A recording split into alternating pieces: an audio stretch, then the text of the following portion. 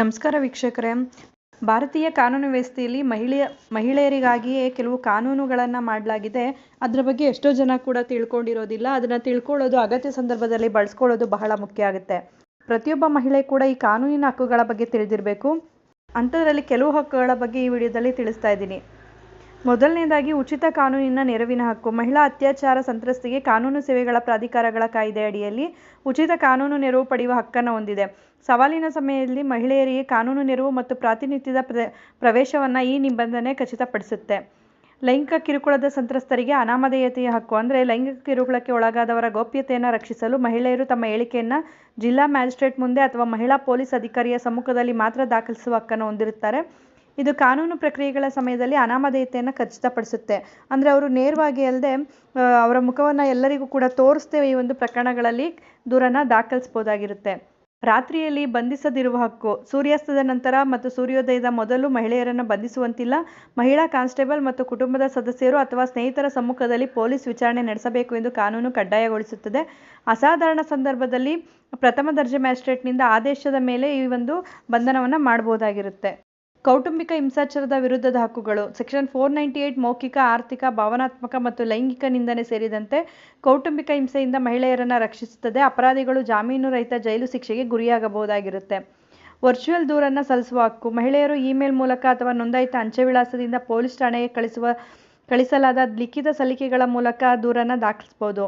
ದೈಹಿಕವಾಗಿ ಪೊಲೀಸ್ ಠಾಣೆಗೆ ಹೋಗಲು ಸಾಧ್ಯವಾಗದಿರುವವರಿಗೆ ಈ ರೀತಿಯಾಗಿ ಇವರು ಕೂಡ ದೂರನ್ನು ಸಲ್ಲಿಸಬಹುದಾಗಿರುತ್ತೆ. ಈ ಒಂದು ಹಕ್ಕು ಕೂಡ ಅವ್ರಿಗೆ ಇರುತ್ತೆ. ಕಾನೂನು ಪ್ರಕ್ರಿಯೆಗಳಲ್ಲಿ ಘನತೆ ಮತ್ತು ಸಭ್ಯತೆಯನ್ನು ಕಾಪಾಡುವಂತಹ ಹಕ್ಕು. ಯಾವುದೇ ಕಾರಣಕ್ಕಾಗಿ ಮಹಿಳೆಯ ವೈದ್ಯಕೀಯ ಪರೀಕ್ಷೆಯು ಕಡ್ಡಾಯವಾಗಿದ್ದರೆ ವೈದ್ಯಕೀಯ ಪರೀಕ್ಷೆಯನ್ನು ಮಹಿಳೆ ಅಥವಾ ಆಕೆಯ ಉಪಸ್ಥಿತಿಯಲ್ಲಿ ನಡೆಸಬೇಕು. ಇದರಿಂದ ಆಕೆಯ ಘನತೆ ಮತ್ತು ಸಭ್ಯತೆಯ ಹಕ್ಕನ್ನು ಕಾಪಾಡಿಕೊಳ್ಳಬಹುದು. ಈ ನಿಬಂಧನೆಯು ಮಹಿಳೆಯರ ಗೌಪ್ಯತೆಯನ್ನು ರಕ್ಷಿಸುತ್ತದೆ ಮತ್ತು ಕಾನೂನು ಪ್ರಕ್ರಿಯೆಗಳಲ್ಲಿ ಚಿಕಿತ್ಸೆಯನ್ನು ಖಚಿತಪಡಿಸುತ್ತೆ.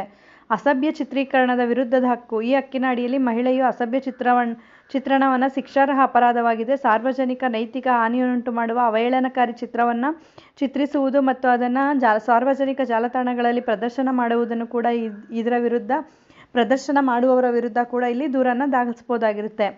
ಕೆಲಸದ ಸ್ಥಳದಲ್ಲಿ ಕಿರುಕುಳದ ವಿರುದ್ಧದ ಹಕ್ಕು.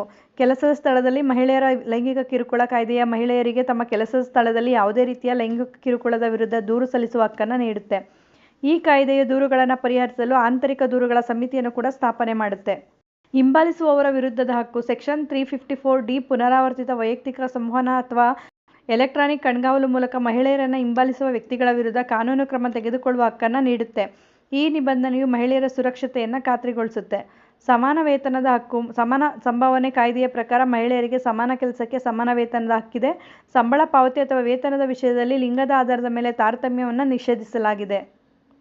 ಈ ರೀತಿಯಾದ ಸಾಮಾನ್ಯವಾದ ಹಕ್ಕುಗಳನ್ನು ಕೂಡ ಮಹಿಳೆಯರು ಹೊಂದಿರ್ತಾರೆ. ಇದು ಸಾಮಾನ್ಯವಾಗಿ ಪ್ರತಿಯೊಬ್ಬರು ಕೂಡ ತಿಳ್ಕೋಬೇಕಾದಂಥ ಹಕ್ಕುಗಳಾಗಿರುತ್ತೆ. ಈ ಒಂದು ಮಾಹಿತಿ ಉಪಯುಕ್ತ ಆಗಿದೆ ಅಂತ ಭಾವಿಸ್ತೀನಿ. ಮತ್ತಷ್ಟು ಮಾಹಿತಿಗಾಗಿ ನಮ್ಮ ಚಾನಲನ್ನು ಲೈಕ್ ಮಾಡಿ, ಶೇರ್ ಮಾಡಿ. ಹೊಸದಾಗಿ ನೋಡ್ತಾ ಇರೋರು ಸಬ್ಸ್ಕ್ರೈಬ್ ಮಾಡಿಕೊಂಡು ನೋಡಿ. ಕಾನೂನಿನ ಮಾಹಿತಿಗಳನ್ನು ನೀವು ತಿಳ್ಕೊಳ್ಳೋದಲ್ಲ, ಮತ್ತೊಬ್ಬರಿಗೂ ಕೂಡ ಇದನ್ನು ಹಂಚಿ. ಧನ್ಯವಾದಗಳು.